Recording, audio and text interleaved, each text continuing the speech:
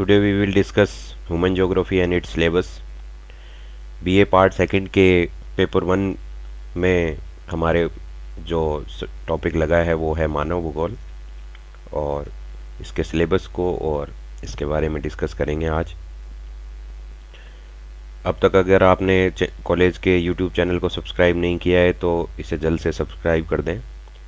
आप YouTube में जाकर CCE के खीमसर लिखेंगे तो कॉलेज का YouTube चैनल आपको दिख जाएगा। बेल आइकन को ज़रूर दबाएं जिससे कि आपको हमारे लेटेस्ट वीडियो आप तक पहुंचते रहें। जैसा कि हमने सबसे पहले वीडियो में बताया था कि भौतिक भूगोल और मानव भूगोल की दो प्रमुख शाखाएं हैं। उसमें हमने भौतिक भूगोल की शाखाएं बताई थी। अगर आप इसे भूगोल को हम दो भागों में विभाजित करें तो एक पार्ट भौतिक भूगोल जिसमें मानव के अतिरिक्त प्रकृति के बारे में, और अगर लेमैन लैंग्वेज में कहें तो जहां मानव इन्वॉल्व नहीं है उन चीज़ों का अध्ययन है। और मानव भूगोल मानव और प्रकृति के बीच अंतर संबंधों के फलस्वरूप ये शाखाएं बनी हैं, जैसे राजनीतिक भूगोल, जनसंख्या भूगोल, आर्थिक भूगोल और सामाजिक भूगोल। आगे डिस्कस करेंगे कि ये ब्रांचेज में हमें क्या पढ़ना होता है। कोर टॉपिक जो हमारा है वो मानव भूगोल है, और आगे की क्लासेज में आप MA में और जैसे आप हायर एजुकेशन में जाएंगे तो आप सामाजिक भूगोल, आर्थिक भूगोल और जनसंख्या भूगोल, राजनीतिक भूगोल जैसे विषय भी पढ़ेंगे।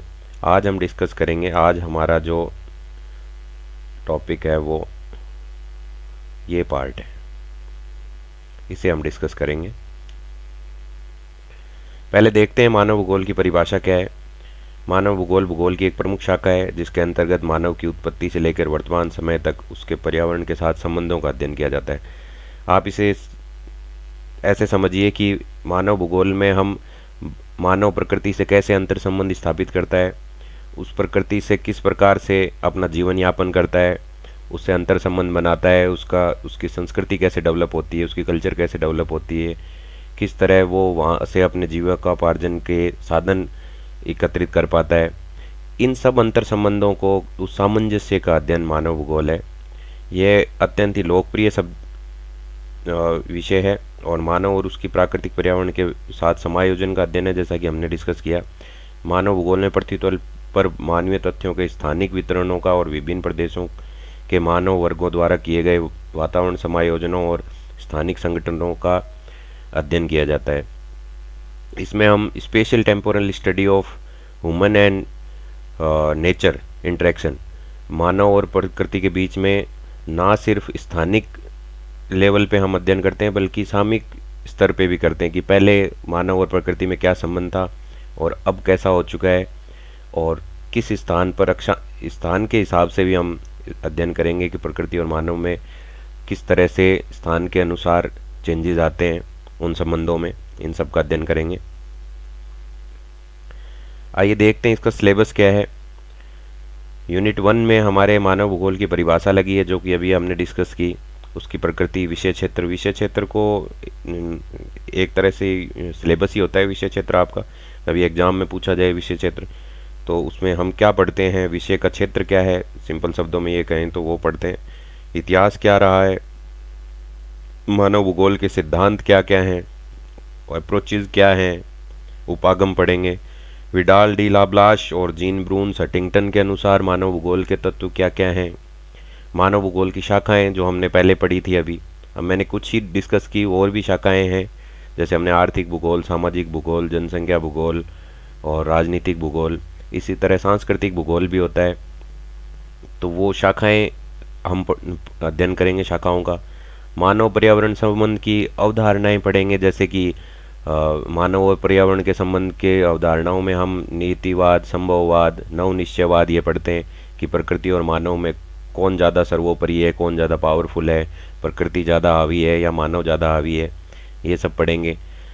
भूगोल में द्वैतवाद की अवधारणा को, द्वैतवाद भी इसी तरह उसी और जो पिछले हमने डिस्कस किया था मानव और पर्यावरण के आधार पर ही द्वैतवाद में हम डिस्कस करेंगे कि जैसे कुछ तरह के द्वैतवाद हैं दुअलिज्म की, जैसे संभववाद, निश्चयवाद, भौतिक भूगोल बनाम मानव भूगोल। इस तरह के से द्वैतवाद को डिस्कस करेंगे। मानव जाति की प्रजातियों का विभाजन, स्थानिक वितरण, जैसे बुशमैन, कालाहारी, एस्किमो, इनका भौतिक जातीय समूह को पढ़ेंगे। और मानव जाति वर्ग, कॉकेसाइड, ऑस्ट्रेलाइड, मंगोलाइड, और ये सब इनके बारे में डिस्कस करेंगे।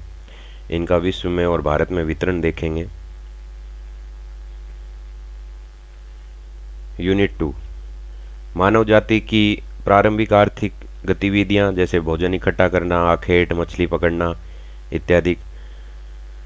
प्रकृति के प्रति मानव का अनुकूलन कैसा रहा है, कि हार्श क्लाइमेट में भी मानव ने कैसे अनुकूलन स्थापित किया। एस्किमो ने ठंडे प्रदेशों में किया, आप इधर देख सकते हैं, एस्किमो स्लाइड में इधर दिखाया हुआ है। ऐसे ही गर्म प्रदेश में बुशमैन, पिग्मी और बद्दू ने कैसे समायोजन स्थापित किया। पठारी क्षेत्र के मानव का देखेंगे कि उसने पर्यावरण से, वहाँ के पर्यावरण से कैसे सामंजस्य स्थापित किया। पर्वतीय क्षेत्र में जैसे गुर्जर हैं, नागा और खासी, हमारे नॉर्थ ईस्ट के ट्राइब्स के बारे में देखेंगे। मैदानी प्रदेश में कैसे सामंजस्य स्थापित किया, तो भील और संथाल के बारे में पढ़ेंगे।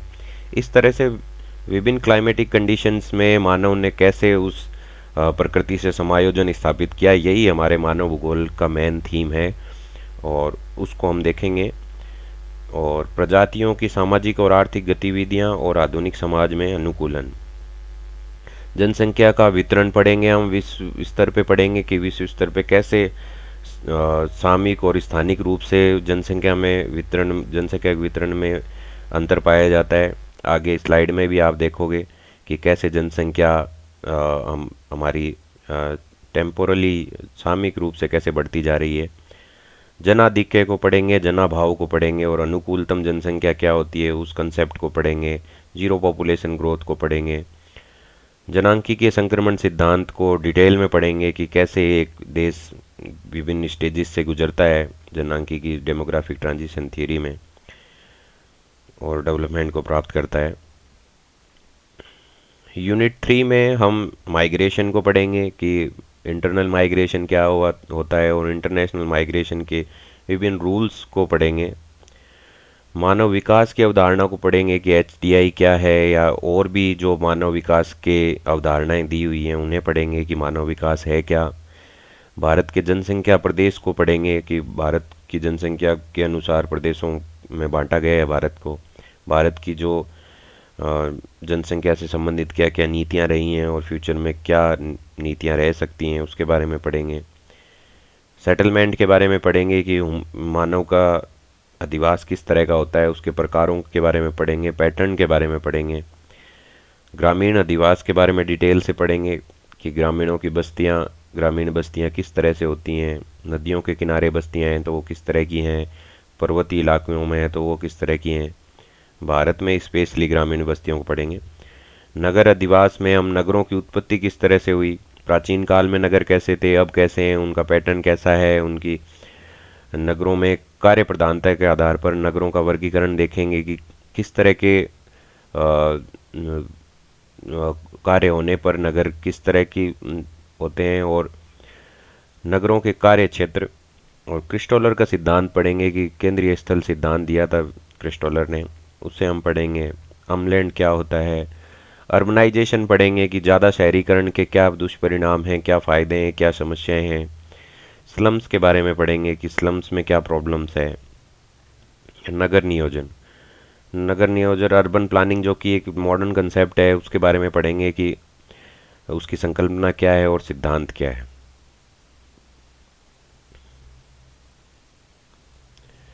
ये सजेस्टेड बुक्स हैं आपके लिए। आप सिलेबस हम डिस्कस कर चुके हैं। अगर कोई इंग्लिश मीडियम का स्टूडेंट है तो वो गोचे लियोंग की certificate physical and human geography book खरीद सकता है। इस तरह का फ्रंट कवर आपको मिलेगा इस बुक में।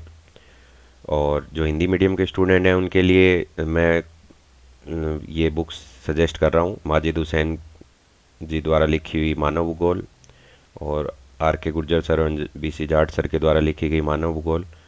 ये फ्रंट पेज हैं इन बुक्स के, इनको आप ले सकते हैं, खरीद सकते हैं। काशीनाथ सिंह और जगदीश सिंह द्वारा भी एक आर्थिक भूगोल के मूल तत्व। हालांकि ये आपको डायरेक्टली पूरा सिलेबस कवर नहीं करेंगी, ये जो बुक्स हैं वो आपके डायरेक्ट पूरा सिलेबस कवर करती हैं। और गो चिलियोंग भी आप देख सकते हैं, जो इंग्लिश मीडियम के स्टूडेंट हैं उनको, उनके लिए अच्छी बुक है। तो ये तो था हमारा मानव भूगोल की परिभाषा। मानव भूगोल में हम क्या पढ़ते हैं, और सिलेबस था पूरा। इसमें जो सिलेबस हमने डिस्कस किया उस टॉपिक्स पे आगे वीडियो बनाएंगे, और ऑनलाइन क्लासेस के माध्यम से आपकी क्लासेस को आगे बढ़ाते चलेंगे। धन्यवाद।